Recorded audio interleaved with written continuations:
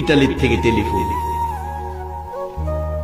হুজুর, আমরা সারা ইটালি আপনাকে নিয়ে আলোচনা করছি, আপনার ওয়াজ বাস্তব। কেমন? ইটালি একটা বাংলাদেশি ছেলে মারা গেছে, যার বাড়ি বরগুনা, বরিশাল বরগুনা। হুজুর, হসপিটালে মারা গেছে ছেলেটার স্ত্রীর নামে অ্যাকাউন্ট নাম্বার নিয়ে টেলিফোন করলাম স্ত্রীকে, তোমার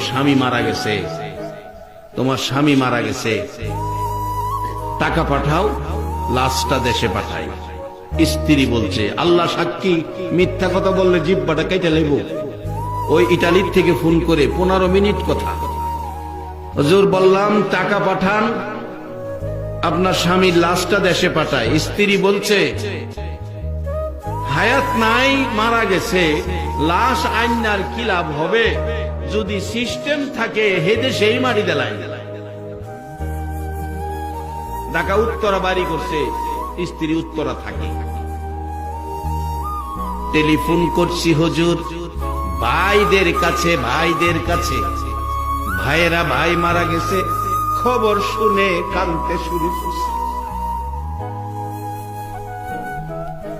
ডাকতেছে, ভাইরা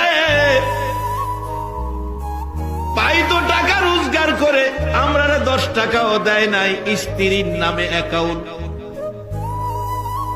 আমরা 10 টাকাও পাই নাই, আমরা গরিব মানুষ।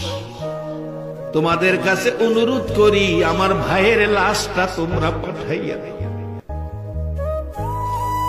মার কাছে টেলিফোন করলো, আপনার ছেলে মারা গেছে। এই খবর টেলিফোন দেওয়ার আগেই ছেলে মারা যাওয়ার সাথে সাথে বলুন মার কাছে খবর আইছে কিনা। মা বিছানায় শুয়া রে মা কান্দে। আশপড়শি মানুষগুলো জড়ো হইছে, প্রশ্ন করে জিজ্ঞেস করে, কেন কান্দেন? দরদি মা জবাব দেয়, জানি না কেন কান্দি, একটা কথাই জানি, কেন জানি আমার কলিজায় আগুন লাগছে। বলুন, দেশে হোক আর বিদেশে হোক, সন্তান যদি কোনো বিপদ অ্যাক্সিডেন্টে পড়ে, দুনিয়ার কেউ জানে না, বলুন খবর আগে জানে কে? আরে মা বাবার কথা মতো যেজন চলে না, বলুন মা বাবার কথা মতো যেজন চলে না, আল্লাহ নবীজির দয়া তারা পাবি না। আইরে আল্লাহ নবীজির। মা বাবাকে দুঃখ দিলে নামাজ রোজা যাই বিফলে, মা বাবাকে দুঃখ দিলে নামাজ রোজা যাই বিফলে, মার কলিজায় আঘাত দিলে খোদা সহে না, মার কলিজায় আঘাত দিলে খোদা সহে না, আল্লাহ নবীজির দয়া তারা পাবি না। আইরে আল্লাহ নবীজির দয়া। মা খবর পেয়ে গেল, কলিজায় আগুন জ্বলল। টেলিফোন করছে ছেলেটা মার কাছে, শোনা যায় মা বিনায়া কান্দে। ছেলেটা বলেন, হুজুর প্রশ্ন করলাম, কাঁদতেছেন কেন? একটা খবর শোনানোর জন্য টেলিফোন করেছি।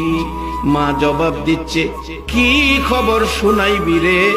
খবরের আগেই দিয়ে আমার কলিজায় আগুন জ্বলতেছে। খবর শোনার আগে যার কলিজায় আগুন জ্বলে গো, বলুন এই মানুষটাকে। এই মা বাবারে যদি কেউ মশা কামড় দেওয়ার ব্যথা দিয়া থাকো, মনে রেখো নামাজ রোজাই তোমার কাজ হবে না। বহুত নামাজি রোজাদার আমলদার জাহান্নামে যাইব, কোরআন বলছে। আমিলাতুন নাসিবাতুন তাসলা নারান হামিয়া। মা ডাকতেছে, এরে বাবা, আমি তো কান্না থামাইতে পারতেছি না, টেলিফোন করে কি বলবি বল। মাগো, আপনার ছেলে মারা গেছে, এবার বলুন মার কান্না বাড়ছে না কমছে? তাই তো কবি বলছে, মায়ের কান্দন যাবজ্জীবন, 2-4 মাস বনের কান্দন রে, ঘরের পরিবারের কান্দন কয়েকদিন পর থাকে না। দুঃখের দরদি আমার জনম দুঃখী মা, দুঃখের দরদি আমার জনম দুঃখী মা।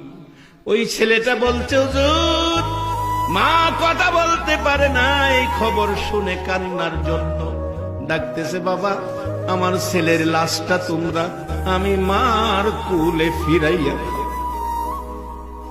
যেইভাবে ছোটকালে প্রস্রাব পায়খানা করছে, নাকে দুর্গন্ধ লাগে নাই, আমি মা আমার ছেলের মৃত লাশটা পৌঁছাইয়া দাও।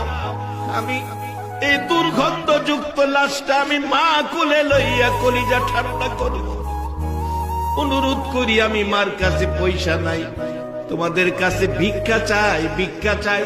আমার ছেলের মৃত দেহ লাশটা আমি মার কাছে ফিরাইয়া দাও।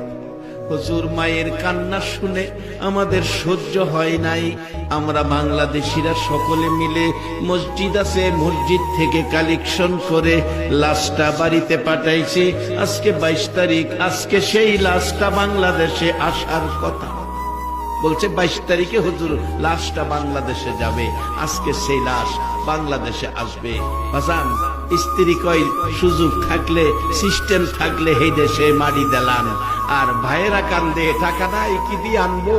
মা বলছে ভিক্ষা চাই, আমার ছেলের লাশটা ফিরাইয়া দাও। এই মারে যদি 3 টুকরা করা হয়, বলুন এই জাতীয় উম্মতের সুপারিশ আমার নবী করবে কিনা?